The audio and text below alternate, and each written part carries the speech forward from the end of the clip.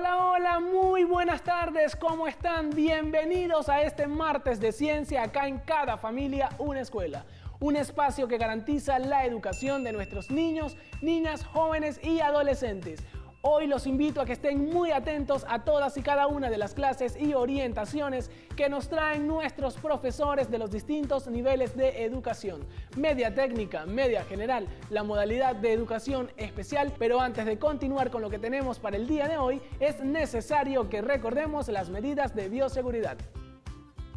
El lavado frecuentemente de nuestras manos con agua y jabón, el uso correcto del tapabocas o mascarilla y evitar las aglomeraciones manteniendo un distanciamiento físico saludable. Si salimos de nuestra casa, no olviden llevar alcohol o gel antibacterial para así evitar contagiarnos de la COVID-19 y de todas sus variantes. Y tienen a total disposición las redes sociales de nuestro programa. Por Instagram pueden seguirnos como Cada Familia Una Escuela y nuestro canal de YouTube Cada Familia Una Escuela Oficial para que no se pierdan ninguna de nuestras programaciones que hacemos con amor y cariño para todos ustedes. Ahora sí, gran familia venezolana, como ya tienen todas nuestras coordenadas del día de hoy, vamos a dar inicio a este día con qué se celebra, qué se recuerda o qué se conmemora. Un día como hoy, adelante. 8 de marzo, Día Internacional de la Mujer, un día para luchar por la igualdad, la participación y el empoderamiento de la mujer en todos los ámbitos de la sociedad. Se celebra en muchos países del mundo. En algunos de estos países es fiesta nacional. Este día se resalta la reivindicación de luchas y derechos, de continua denuncia de injusticias, de lucha contra el machismo, la discriminación y el patriarcado.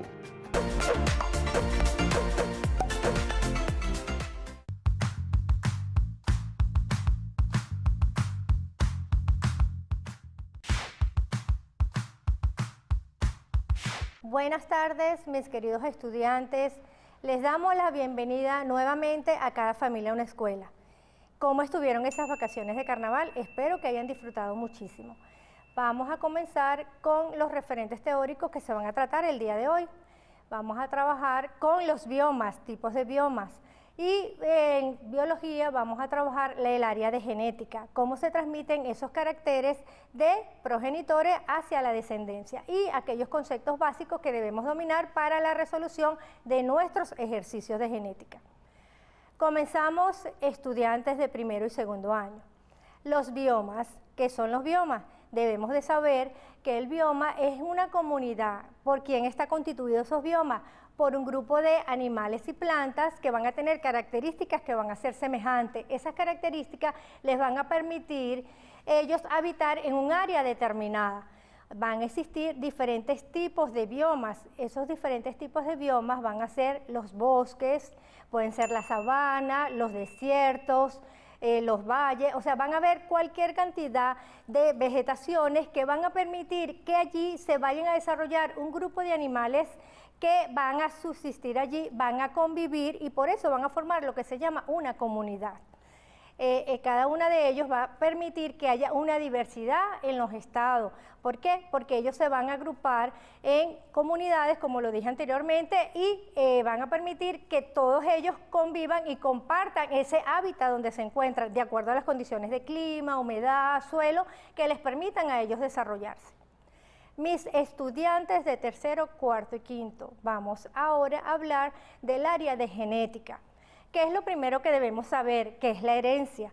Cuando hablamos de la herencia, hablamos de la transmisión de los caracteres desde los progenitores, que son los padres, hacia los hijos, que vienen siendo la descendencia. ¿Qué conceptos básicos nosotros debemos conocer para poder realizar nuestros ejercicios?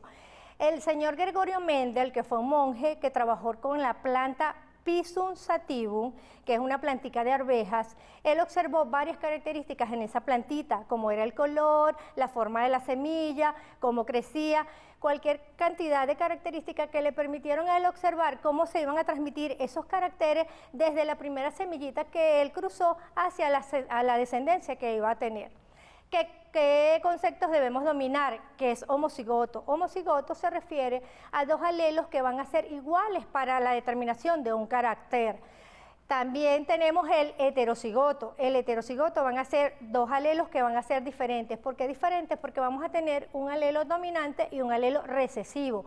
¿Por qué decimos dominante? Cuando hablamos de dominante, son aquellos que van a predominar, es decir, aquellos que se van a manifestar de una manera, así haya un alelo recesivo. ¿Cuál va a ser ese alelo recesivo? El que va a permanecer enmascarado y no se va a manifestar, sino en la segunda generación filial.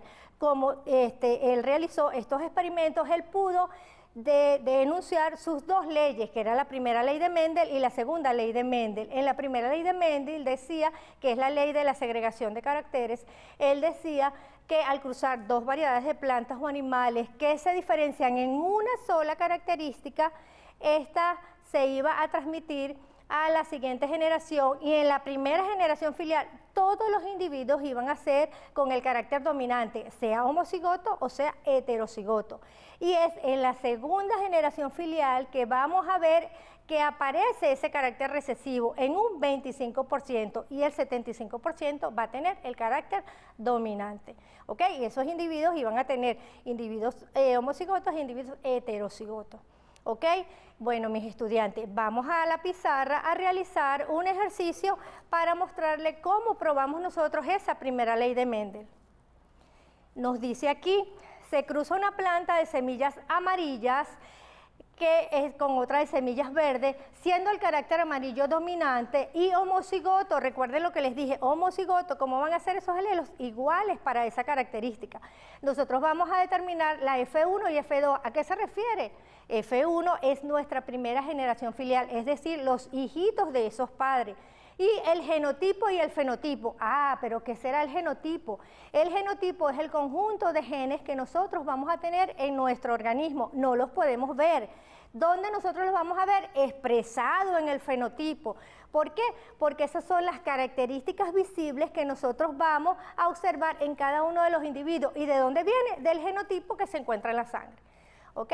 Entonces, nosotros vamos a resolver nuestro ejercicio. Este ejercicio dice amarillo, nos dice que es dominante. ¿Qué debemos de tener presente? Nosotros para el carácter dominante vamos a colocar la inicial de la característica que está dominando en mayúscula. Como nos dice que son homocigotos, homo igual, yo voy a colocar mis dos alelos, los voy a colocar igualitos. La característica verde va a ser recesiva, es la que contrasta, porque estamos cruzando colores de esa semillita de Pisum sativum que cruzó Gregorio Mendel. ¿Cómo la vamos a colocar? La misma del dominante, pero en minúscula, colocamos A minúscula. Pasamos aquí a colocar P1, que es P1, nuestros progenitores, nuestros papás que nosotros estamos cruzando. ¿A quiénes estamos cruzando? A estos dos. Entonces colocamos y vamos a resolver, aplicamos propiedad distributiva con cada uno de ellos y nuestra F1 va a ser, ¿cómo va a ser nuestra F1? Un alelo dominante y un alelo recesivo. ¿Cuántos individuos nosotros vamos a obtener aquí? Vamos a obtener 4 individuos que van a ser igualitos. Esto me va a representar a mí, ¿qué me va a representar? El 100%. El 100% de esos hijitos que yo voy a tener, o en algunos libros les aparece el 4/4 en fracción. Hablamos del genotipo. Cuando hablamos del genotipo, que les dije anteriormente, es el conjunto de genes, ¿verdad? Nosotros vamos a decir, ¿cómo fueron ellos? Bueno, vamos a colocar 100%, colocamos los alelos A mayúscula, A minúscula. El fenotipo, yo tengo que decir cómo fue esa semillita, fue amarilla, fue verde. Yo voy a colocar mi fenotipo, 100%. ¿Cómo fueron? Tengo un alelo para amarillo y tengo un alelo para verde. ¿Cuál domina? El amarillo. Entonces voy a decir 100% amarillo. ¿Los alelos son iguales o son diferentes? Son diferentes. Entonces voy a decir que son heterocigotos, como les dije, alelos diferentes. Un alelo dominante y un alelo recesivo. ¿Estamos bien hasta allí? Vamos ahora con la segunda parte, de donde vamos a sacar nuestra P2. ¿De dónde la sacamos? De estos individuos que nos dieron aquí. Podemos tomar estos dos, podemos tomar estos dos, porque todos los individuos son igualitos y entonces los vamos a cruzar. E igualmente vamos a aplicar nuestra propiedad distributiva y vamos a obtener nuestra F2. ¿Qué dijimos que eran la F1 y F2? Vamos a decir que son cada una de las familias que vamos a obtener de esos papás. Y entonces en nuestro cruce vamos a obtener 4 individuos. Ah, pero yo estoy viendo aquí que me cambia la variación, ¿verdad? La proporción ya no es la misma que en la primera. Entonces voy a tener en mi genotipo 25% AA, voy a tener 50%. ¿Por qué 50%? Porque este individuo y este individuo van a ser igualitos. Tengo 50% de A mayúscula, A minúscula, y voy a tener 25% de A minúscula, A minúscula. ¡Oh! Vemos allí que salió el carácter recesivo. ¿Cuál es mi carácter recesivo? El carácter verde. Entonces, ¿cuál va a ser mi proporción en mi fenotipo? Yo voy a explicar. Tengo 25% de A. ¿Cómo son esas semillas? Voy a colocar semillas amarillas homocigotas. ¿Por qué son homocigotas? Porque los dos caracteres van a ser iguales. Luego, 50% A mayúscula, A minúscula. Siguen siendo amarillas, pero van a ser heterocigotas porque tengo un alelo para amarillo y voy a tener un alelo para verde. Y tengo 25% de A minúscula, y es donde aparece el carácter verde. Se cumple la primera ley de Mendel, que nos dice que en la segunda generación filial aparece el carácter recesivo. Continuando, mis queridos estudiantes, con la segunda ley de Mendel, la cual Mendel utilizó 2 características por cada semillita para cruzarlas. La segunda ley de Mendel dice que por cada uno de los caracteres se iban a segregar de manera independiente hacia las siguientes generaciones. Tenemos aquí el ejercicio que dice: se cruza una planta de semillas amarillas y lisas con otra planta de semillas verdes y rugosas, siendo los caracteres amarillo y liso dominantes y homocigotos, calcular F1, F2, fenotipo, fenotipo. ¿Qué vamos a hacer nosotros? Aquí vamos a sacar nuestros datos. Tenemos los datos que son el carácter amarillo. Colocamos, como les dije anteriormente, la semillita, le vamos a colocar A mayúscula porque es carácter dominante. Igualmente con el liso porque nos dice que domina. Vamos con los caracteres recesivos. A minúscula, que contrasta con el color amarillo, y el rugoso, la L minúscula, que contrasta con el carácter liso. Vamos ahora, tenemos nuestros P1, que es nuestros progenitores. En nuestros progenitores nosotros vamos aquí igualmente a realizar nuestra propiedad distributiva entre los individuos que nosotros tenemos allí. ¿Y cómo van a ser nuestra F1? Igualmente, cada uno de ellos los vamos a cruzar y vamos a obtener individuos que va a tener A mayúscula, A minúscula, L mayúscula, L minúscula. No es como en la primera ley que teníamos un solo carácter, aquí tenemos 2 por cada uno que nos va a formar este gen. Aquí tenemos la parte del color y aquí tenemos la parte de la textura. ¿Cuántos individuos nosotros vamos a obtener de aquí? Vamos a obtener 4 individuos igualmente que pasaba con la primera ley. ¿Ok? Pero, ¿cuál es la diferencia? Que este va a ser un cruce dihíbrido. ¿Por qué dihíbrido? Porque tenemos 2 características por cada individuo que estamos cruzando. En este caso, la semillita. Para nosotros obtener nuestra F2, ¿qué necesitamos hacer? Cosa que no hacíamos en la primera ley. Tenemos que sacar nuestros alelos. Pero ¿cómo nosotros hacemos eso? Entonces vamos a tomar un individuo que está aquí, ¿verdad? Lo vamos a cruzar por este, para que con esto nosotros vamos a obtener, ¿qué vamos a obtener aquí? Nuestros P2, que van a ser nuestros papás, que vamos a cruzar para obtener luego la F2. Entonces, ¿cómo nosotros obtenemos esos alelos? Vamos a cruzar aquí, sí, uno entre cada uno, este con este y este con este. ¿Cómo va a ser mi primer alelo? Mi primer alelo va a ser A mayúscula, L mayúscula. Ojo, son alelos, no son genes, alelos. Y luego vamos a obtener este con este y este con este, y vamos a obtener, ¿cómo va a ser ese individuo? Aquí. ¿Y cuántos alelos nosotros vamos a obtener? 4 alelos. Igualmente con este con este con este, y vamos a obtener igualmente 4 alelos. ¿Qué vamos a hacer nosotros posteriormente con estos alelos que nosotros obtuvimos aquí? Vamos a cruzarlos entre ellos. y esos alelos nosotros los vamos a colocar en un cuadro, ¿ok? Hay diferentes formas de nosotros cruzarlos, puede ser por fracciones, puede ser por el cuadro de Punnett, y vamos a cruzar lo que es, lo podemos ver en pantalla, allí está el cuadro de Punnett. En ese cuadro de Punnett nosotros vamos a cruzar esos individuos, ¿y cuánto vamos a obtener? 16. ¿Ok? De esos 16 individuos, ¿qué nos dice la segunda ley de Mendel? Que vamos a tener una proporción de 9, 3, 3, 1. Que vamos a obtener 9 individuos que van a ser así, 3 individuos que van a ser totalmente así, 3 individuos que van a ser así y uno que va a ser totalmente recesivo. Y eso lo podemos observar en el cuadro de Punnett que está en pantalla. Mis queridos estudiantes de quinto año, vamos ahora a estudiar y repasar lo que veníamos trabajando en días anteriores de las cuencas sedimentarias, que era muy importante. ¿Qué decíamos nosotros de las cuencas sedimentarias? Que ellas van a tener ciertos yacimientos en donde se van a encontrar, por ejemplo, aquí les traigo esta muestra de esta roca sedimentaria. Nosotros la podemos encontrar allí en esa cuenca. ¿Por qué es importante? Porque ella allí se encuentra, vamos a encontrar también petróleo, vamos a tener gas, carbón, y todos ellos son importantes para la minería, son importantes para la economía de nuestro país. Entonces, aquí nosotros podemos observar nuestra roca, ¿verdad? Que va a tener ciertas características, como estudiamos anteriormente. Existen varios tipos de rocas, rocas ígneas, rocas metamórficas y rocas sedimentarias, ¿verdad que sí?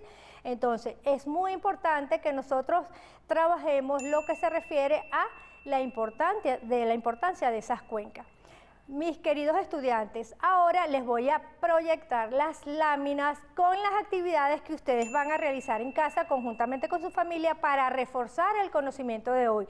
Recuerden que deben de practicar los ejercicios de Mendel para ustedes fortalecer ese conocimiento conjuntamente con su familia. Y recordándoles que deben de cuidarse, el uso del tapaboca es muy importante, el uso del gel y el distanciamiento social. Que tengan una feliz tarde. Se despide de ustedes la profesora Cleidis Hernández. Chao, chao. Buenas tardes, familia venezolana. Bienvenidos a su espacio Cada Familia, una Escuela. Quien les habla el docente Carlos Méndez, como todos los martes, acompañándonos en su clase de física. Hoy estaremos, como pueden observar acá en el estudio 1 de Vive TV, un laboratorio. ¿Okay? Entonces tenemos para esta clase una práctica de lanzamiento vertical hacia arriba y hacia abajo, ascendente o descendente. Y para eso tenemos acá entonces la muestra, que a continuación vamos a dar inicio a la explicación. Acá tenemos una estructura metálica con una base. Por ejemplo, esta base que podemos observar acá es la superficie de la Tierra. Y tenemos varios objetos. Aquí tengo dos objetos, como pueden observar. Dos objetos. Bien, estos dos objetos tienen incorporado un imán. Como pueden ver aquí, tienen incorporado un imán. Acá vamos a hacer el lanzamiento, ¿verdad?, de un objeto desde una altura. Profe, ¿cómo puedo yo tomar la altura? En casa pueden tener una cinta métrica, un metro, una escuadra, una regla, cualquier sea el tamaño, la dimensión de la regla.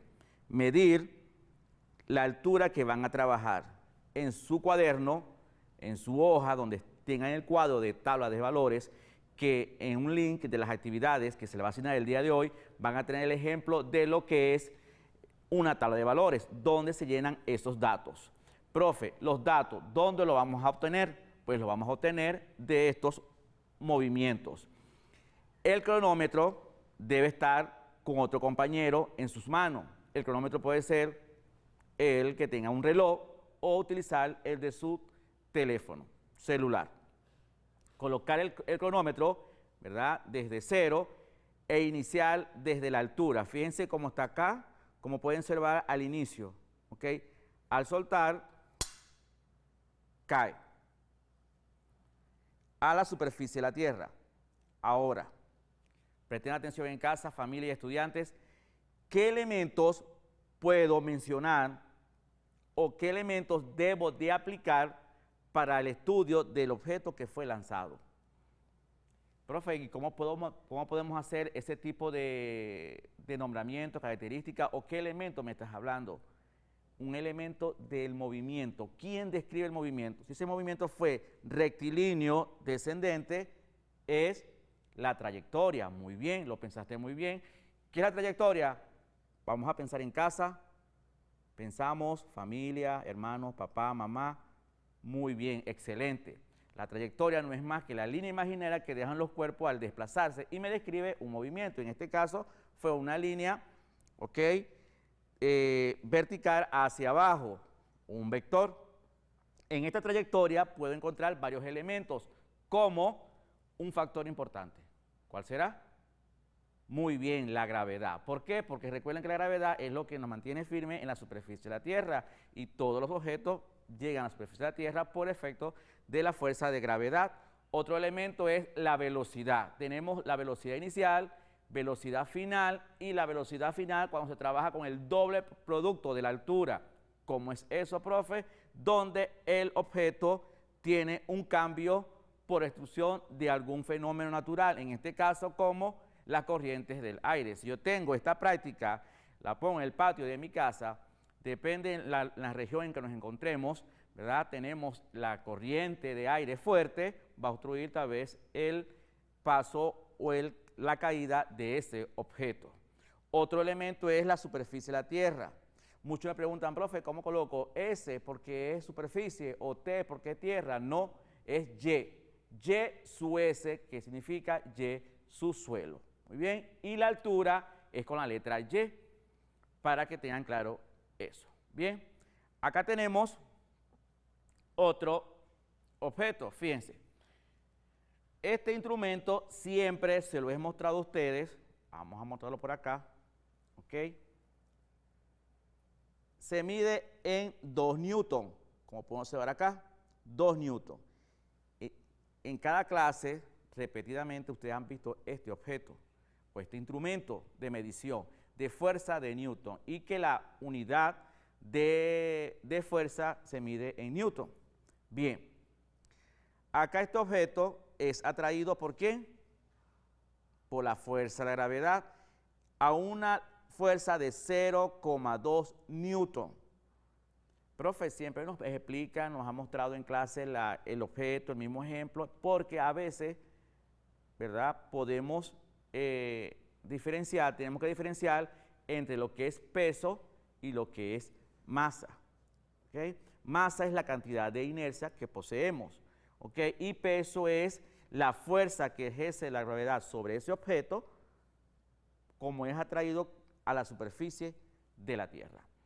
Y acá tengo otro objeto, ¿okay? Una esfera muy colorida, donde está en una altura aproximadamente de unos 1,70 metros de altura. Bien, pero antes de lanzarla tengo acá y debo de dejarla caer. Vamos a ponerla por acá y dejo caer el objeto.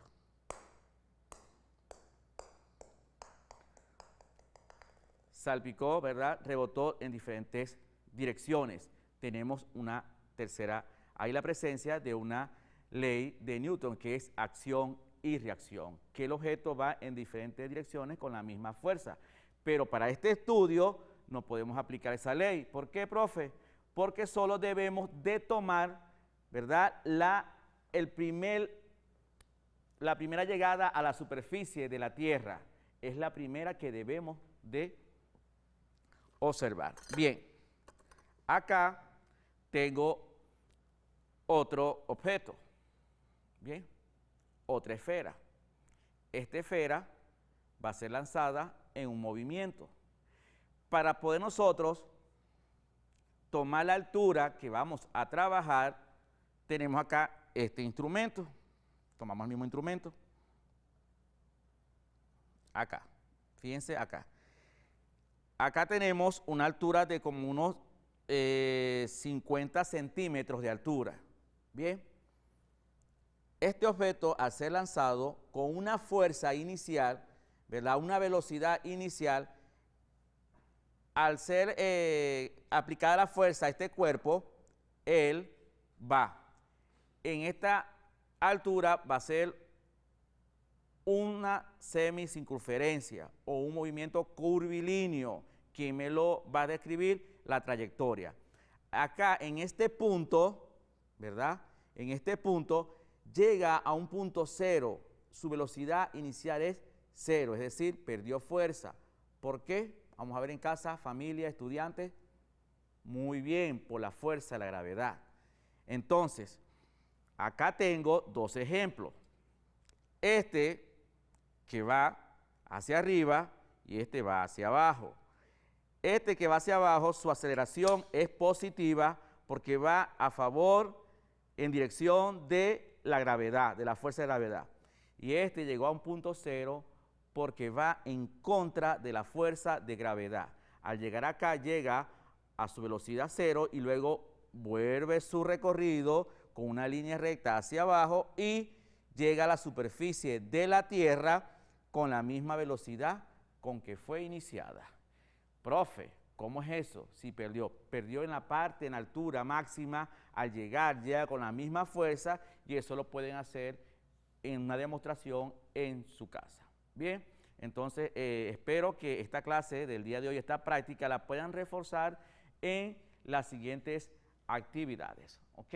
Vamos entonces a explicar en resumida conclusión lo que es los movimientos. Profe, ¿cómo nosotros podemos aplicar esos movimientos, esas prácticas en nuestra vida cotidiana? Muy bien, fíjense, toda esa demostración que nos pudimos observar, la podemos ver a diario. Ejemplo, cuando lanzamos una pelota, ¿ok?, de básquet, cuando se nos cae por accidente una taza, un plato, una fruta, cuando vemos caer de las matas de mango que se encuentran en nuestros huertos escolares, en nuestros patios escolares o en nuestras casas, caer un objeto, ahí tenemos la presencia de un objeto. Si yo agarro una moneda, ¿verdad? Como tenemos por acá, tengo acá una moneda, lo hacía en las clases anteriores, donde yo colocaba acá en la palma y lanzo la moneda, ¿ok? Cayó al suelo. Al lanzar esa moneda, sin querer, les di una clase, les expliqué que en ese movimiento podemos aplicar diferentes factores, elementos del movimiento y cómo podemos aplicar el estudio físico. Bien, entonces antes de culminar, vamos a asignar las actividades del día de hoy. Para tercer año, tenemos entonces, en el siguiente link podrás observar varios videos, junto a tu familia realizar un análisis observado en el video. Si está a su alcance, realizar un experimento casero para comprender más este referente teórico práctico. Es decir, en ese video ustedes van a observar varias demostraciones, ustedes van a seleccionar el que mejor les parezca, que tengan esos instrumentos, esos materiales para realizar el experimento casero. Al igual, para cuarto y quinto año tienen dos links donde les van a demostrar diferentes demostraciones y ustedes van a tomar un solo ejemplo para demostrar. Pero aparte de hacer la demostración en su casa, deben de narrar, ¿ok?, y llenar en su cuaderno la tabla de valores y graficar los resultados obtenidos. Profe, ¿cómo podemos resaltar esa gráfica? Pues en esos links y en los libros de la colección Bicentenario pueden obtener la información de la construcción de las gráficas y que en las clases del profesor José Marcano en matemáticas les ha dado la clase sobre lo que es plano cartesiano. Bueno, chicos, hasta aquí la clase del día de hoy, entonces nos vemos en una próxima clase el próximo martes para iniciar nuevos referentes teóricos prácticos de nuestra hermosa y bella física. Será hasta el próximo martes. Chao.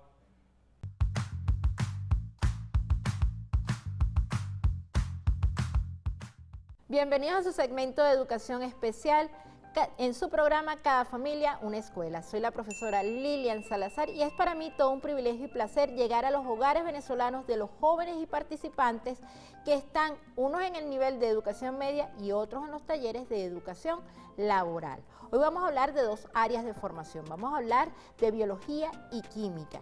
Pero antes de avanzar, los invito a ver su video de lengua de señas venezolana de la mano de la profesora Yolibel Aponte. Hola familia, para el día de hoy tenemos las siguientes palabras en lengua de señas venezolanas. Cromosoma, herencia, vino, esquema.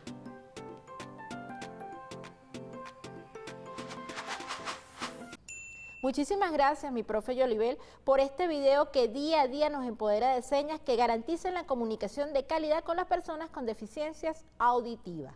Veamos entonces ese referente teórico práctico presentado por el área de formación de biología. Hablamos de las interesantes leyes de Mendel, esa ley donde nos hablan del genotipo, del fenotipo, de esas características individuales, de esa particularidad de los cruces homocigotos, heterocigotos. Qué interesante, ¿verdad? Pero para nuestros estudiantes con alguna necesidad educativa especial y o con discapacidad es importante trabajar el paso a paso de esta ley, pues es muy abstracta y para llevarlo a lo concreto es importante que se le segmente el paso a paso, cómo va en el momento de resolver los problemas de Mendel, de la primera ley o de la segunda ley, ese proceso, cómo lo va a estructurar. Para eso les vamos a invitar entonces a considerar algunas acciones. Por ejemplo, si tenemos material bibliográfico en casa, es importante la revisión de ese material, el escudriñar en los libros, tanto de la colección Bicentenario como otros que tengamos en casa, pues es parte de la construcción del conocimiento, donde en esa discusión familiar podemos establecer puntos de opinión, puntos de encuentro de las perspectivas en cuanto a la comprensión de cada una de estas leyes. También podemos realizar fichas o láminas donde el estudiante pueda plasmar contenido básico, fundamental para llevar a cabo al momento de ejercitarse con cada una de las leyes de Mendel, sea la primera, sea la segunda. Igualmente, se puede desarrollar fichas con conceptos, pues al momento de ejecutar algún ejercicio, esas fichas les puede indicar cuando estamos hablando de un fenotipo, cuando estamos hablando de un cruce, cuando estamos hablando del genotipo, por ejemplo. Y para avanzar utilizando la tecnología, qué mejor que utilizar las páginas de internet, aplicaciones que nos pueden llevar a entender esos cruces. Es fundamental, por supuesto, siempre tener uso racional de la tecnología, pues lo importante es siempre utilizar lo tangible, esos libros de la colección Bicentenario elaborados con tanto cariño y con tanto conocimiento para que cada uno de nosotros nos empoderemos de la información. Veamos entonces el contenido o el referente teórico práctico presentado por el área de formación de química, donde nos hablaron de los alcoholes y fenoles, pero a través de la elaboración de un esquema de vino artesanal. ¿Y cómo hacer este esquema? ¿Qué es lo primero que tenemos que hacer? Bueno, vamos a revisar bibliografía, vamos a irnos a la colección Bicentenario, vamos a irnos a otros libros, vamos a irnos a la Canaimita, vamos a diferentes portales de internet, vamos a recabar la información, luego vamos a realizar la lectura respectiva, pues leer es importante, y posterior vamos a extraer esa idea principal o esas ideas principales y las ideas secundarias.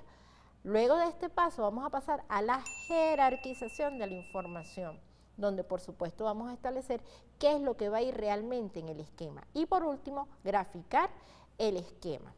Lo importante de todo este proceso, es respetar ese ritmo y estilo de aprendizaje de cada uno de los estudiantes, darle el tiempo respectivo para procesar la información, sobre todo para aquellos estudiantes que se les dificulta un poco la comprensión de fórmulas químicas, que necesitan más tiempo para el análisis de los problemas en el caso de las leyes de Mendel.